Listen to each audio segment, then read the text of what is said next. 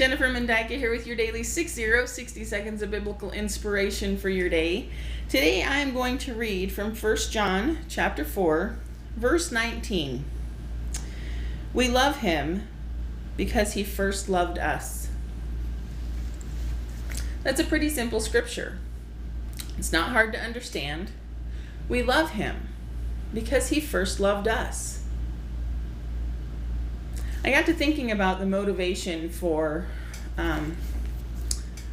being a child of God, for being a Christian. And there seems to be really two main motivations. People are either motivated because they love Christ, or they're motivated because they fear hell. And those are both big motivations. But as I was debating this in my mind and contemplating it, and, pros and cons, it seems to me that the better motivation is that we love Christ. Fear can be a very strong motivator. But if you are only serving God because you fear not having salvation, then it's very easy to serve with the wrong motivation. You follow the commandments to the letter and no further because you want to ensure that you're saved. You listen to your pastor and you do exactly what he says to do, but nothing more because you want to be saved.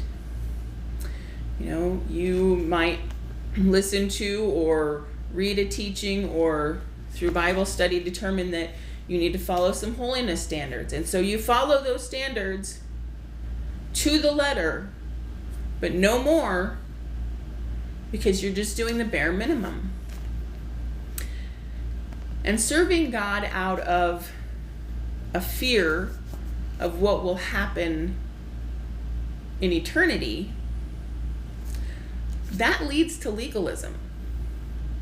Because you are doing exactly what's said to do, no more, no less, only because you don't want to face a consequence later. And sometimes it leads to people adding extra rules. Well, in order not to do this, we're going to say don't do this either. So don't do this because God says don't do that. And so if you don't do this and don't do that, then not doing this will lead to not doing that. And before too long, it starts to look like the Pharisees again, where God gave a law, and in order to keep the law, the Pharisees kept adding more laws. Because, we've decided that this means this, and so you now can't do this. And just to make sure that you're not doing this, you can't do that either. And so serving God out of a motivation of fear leads to rules, and it leads to setting rules for yourself and others and telling others how they have to live for God. And it's not our job to tell others how they have to live for God. You see, God does that for himself. He speaks to people. And he tells them, hey, I need you to do this for me. And whether it's through conviction in our hearts, whether it's through the scripture, whether it's through a message from someone else, when God speaks into your heart, you truly want to follow what he says. Now, following what he says might line up perfectly with some rule that someone else has set out there, but you're not following what he says out of fear. Well, if I don't do what God's telling me, I'm going to end up in hell, and I don't want that. That's not a good motivation.